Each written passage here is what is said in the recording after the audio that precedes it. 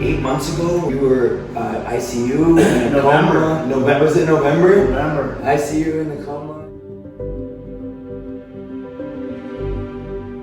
Comeback Player of the Year. Reporting live. Hey, Jason Goodwin here. Jason said hello to the planet Earth. Hey, planet Earth.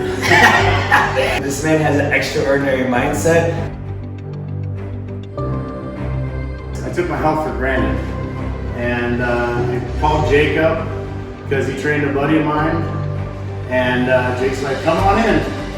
I went in for a free session, and been hooked ever since. Jason and I have been throwing down 6 days a week for the last, we're coming on 4 months now. But we started in March. In March? Yes. Honestly, this is my #1 priority, and it never was. So now my health is my #1 priority, so I get this in, everything else comes second, and honestly, it's worked. We talked about how everything is in between your ears. Everything is, it's never been about the body, it's about the mind. On the days where you're sore as shit and you don't want to drag your ass in here, like, what are you telling yourself on those? Like, how are you getting into the gym? Honestly, it just took, I think, being dedicated for the first few weeks, and like you said, it was my mind telling me to come in, not my body, which usually it's the opposite. You know, when you want something bad to eat, it's your mind. That's true. Your body, well, it's got it. Come on, Dave. 2 minutes. Tired? 2 minutes. Come on. So, yeah. And recovery has been huge for me. You put me onto a place that does contrast and UV sauna and the normative pants, which has been huge. Yeah, so he'll train with me. Right after training with me, he goes and hits his recovery right away. And then as he's doing it, he's working. So entrepreneur, Marlon Pools. Marlon Pools, Green to Crystal Clear, and J&J up in Vegas. November, was it November? November. ICU in the coma, and kind of tell us how you fought through that and how you bounced back. I mean, honestly, you know, physically, it was taxing, but mentally, emotionally in the hospital and the rehab, it was 7 weeks of, hell, but honestly, looking back, I am where I am today because of it. So I'm grateful that I survived and grateful where I am now. Because you hit the floor hard, you bounced up back even higher. Yeah, and what do you have to say to anyone that maybe has been putting their health on the back burner, or anyone that is thinking about taking action or just doesn't know where to start? I would say first you have to make that mental decision, you know, your why, like you said. You know, you've got to find that why, and that's got to be the reason that you come back every day.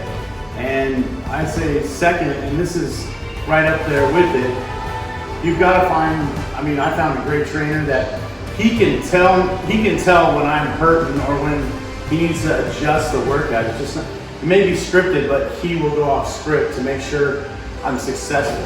At least I feel successful. Yeah, so we'll be in tune with each other each day. So let's say he comes in, like say, how's your lower back feeling, or how's this or that feeling? And we can make adjustments. And that's actually a great point to touch on, because a lot of people will be like, I didn't work out today, I was too sore. I'm like, that's not a reason, motion is lotion. So anytime there is something giving him trouble, we just make a different move that day, alter movements, and then but just keep moving. So what's your ambition going forward this next few months? What are you trying to create?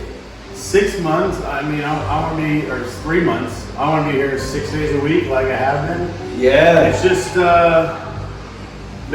continue the journey, shore up the diet a little bit.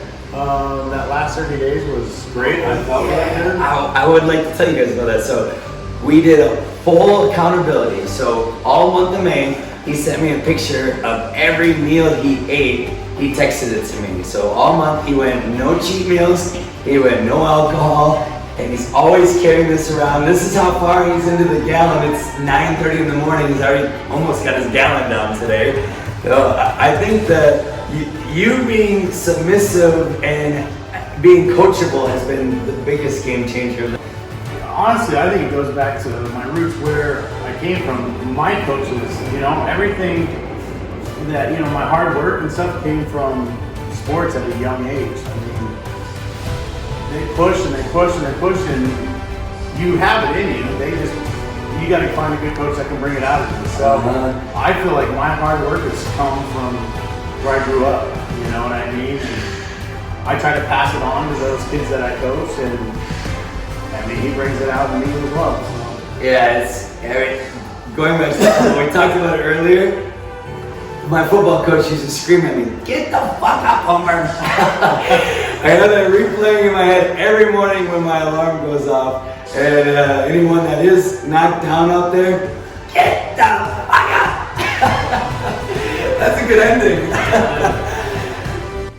To the fireman farmer. Whoa.